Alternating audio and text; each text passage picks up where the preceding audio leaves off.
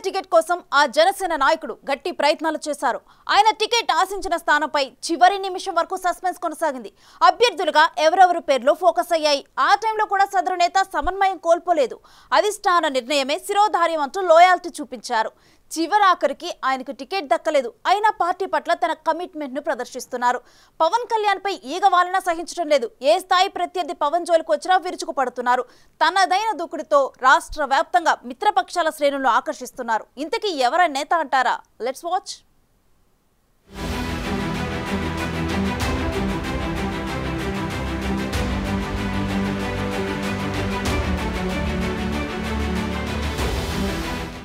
Kiran royal Tirupati Janasena నాయకుడు.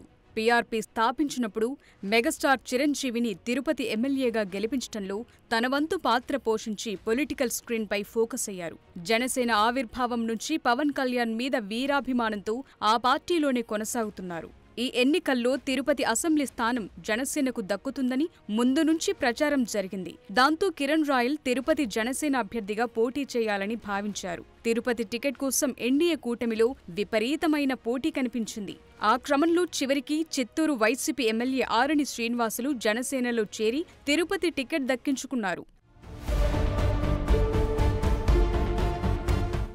ఆశించిన ticket non local అయిన ఆరణి శ్రీనివాసులకి దక్కిన స్థానిక నేత కిరణ్ రాయల్ నిరుత్సాహపడలేదు. జనసేన అధ్యక్షుడు పవన్ కళ్యాణ్ పై తన లాయల్టీని ప్రదర్శిస్తూనే ఉన్నారు. జనసేన పట్ల తన కమిట్మెంట్ను చాటుకుంటూ జనసేనానితో పాటు ఎన్డీఏ కూటమి నేతలపై విమర్శలు చేస్తున్న వైసీపీ నేతలకు తనదైన స్టైల్లో కౌంటర్లిస్తున్నారు.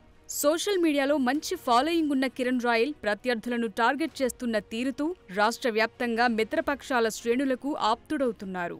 మొన్నటికి మొన్న జనసేన ఆవిర్భావం నుంచి పవన్ వెంట నడిచారు విజయవాడ వెస్ట్ నేత పోతిన మహేష్. విజయవాడ వెస్ట్ నుంచి కూటమి అభ్యర్థిగా పోటీ చేయడానికి విశ్వ ప్రయత్నాలు చేశారు. అయితే ఆ సీట్ బీజేపీకి దక్కి సుజనా చౌదరి అభ్యర్థయ్యారు.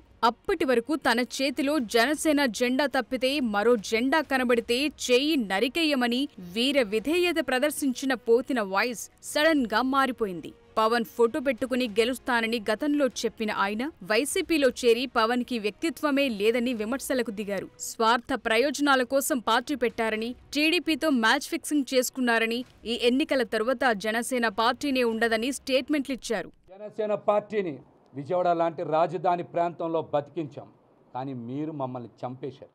జనసేన పార్టీ జెండా ఉనికి లేదు, గాజు గ్లాస్ గుర్తు లేదు. జన సైనికులకి ఆవేదన్ని పట్టించుకునే నాదుడే లేడు. నేడు తెలుగుదేశం పార్టీకి 144 స్థానాలతో పాటు జనసేన పార్టీలో ఉండేటువంటి 10 స్థానాలు అంటే 154 స్థానాలు మీరే పడేశారా?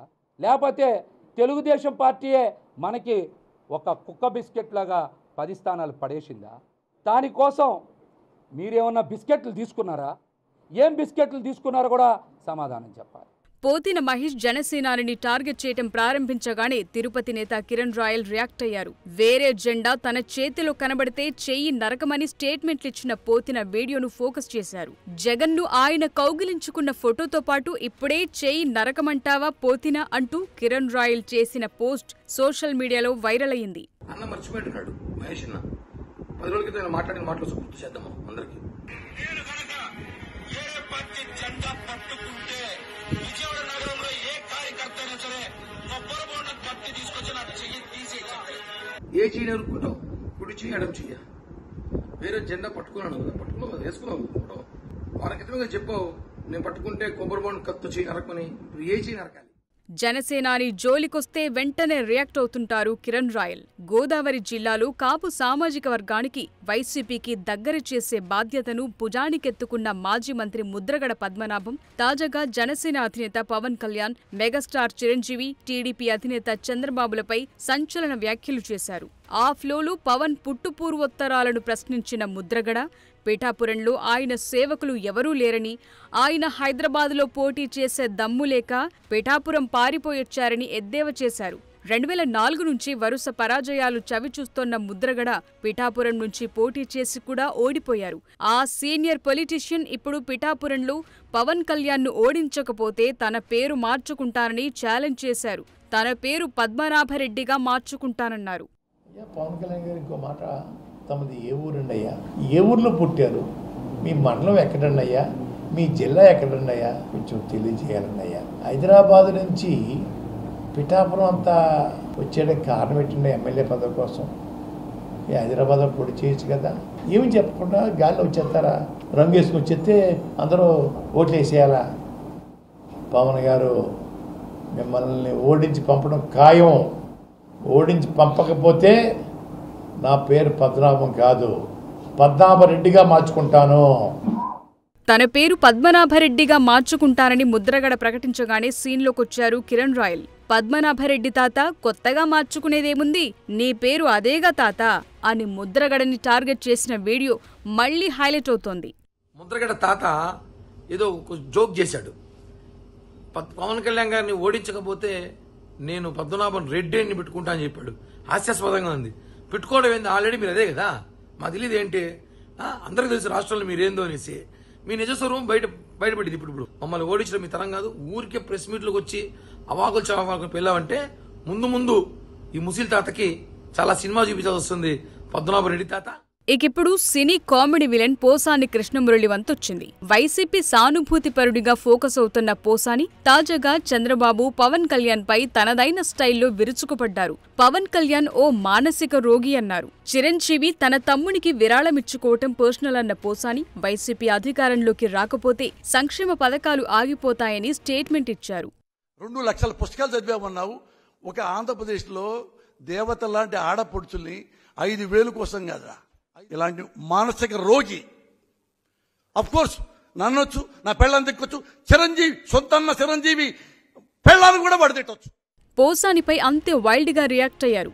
ఆయన భాషలోనే చెప్తున్నామంటూ రేపు కూటమి అధికారంలోకి రాగానే పోసానిని రాష్ట్రం నుంచి తరిమి కొడతామని వార్నింగ్ ఇచ్చారు. ఆయన పవన్ కళ్యాణ్ గారి కుటుంబం గురించి కొంచెం చాలా వల్గర్ గా మాట్లాడాడు. అతను రేపు మా అధికారం వచ్చిన తర్వాత ఈ రాష్ట్రంలో తిరగని నేను ఖచ్చితంగా చెప్తున్నా. అతను వైసీపీ జగన్మోహన్ రెడ్డి జీతగాడు. అతను జీతం తీసుకొని పవన్ కళ్యాణ్ గారిని విమర్శిస్తే డబ్బులు తీసుకొని బతికేవాడు. మమ్మల్ని మాట్లాడడం కరెక్ట్ కాదు. ఈ రాష్ట్రం నుంచి తరిమి కొట్టే రోజు చాలా దగ్గరలోనే 2-3 వారాలు ఉందని చెప్పి కూడా హెచ్చరిస్తుంది. రాష్ట్ర ప్రభుత్వం, సీఎం జగన్, వైసీపీ నేతలపై విమర్శలు మానుకోవాలని బెదిరింపులు వస్తున్నా కిరణ్ రాయల్ దూకుడు తగ్గటం లేదు. పోలీసులు కూడా తనను బెదిరిస్తున్నారని, తన మొబైల్లోని ఫోటోలను మార్ఫింగ్ చేసి నెట్లో పెట్టి పరువు తీస్తామని పోలీసులు బెదిరిస్తున్నారని ఆయన ఏపీ హైకోర్టును ఆశ్రయించారంటే పరిస్థితి అర్థమవుతోంది. మరి అలాంటి లాయల్ రాయల్కి ఫ్యూచర్లో జనసేనాని ఎలాంటి ప్రయారిటీ ఇస్తారో చూడాలి.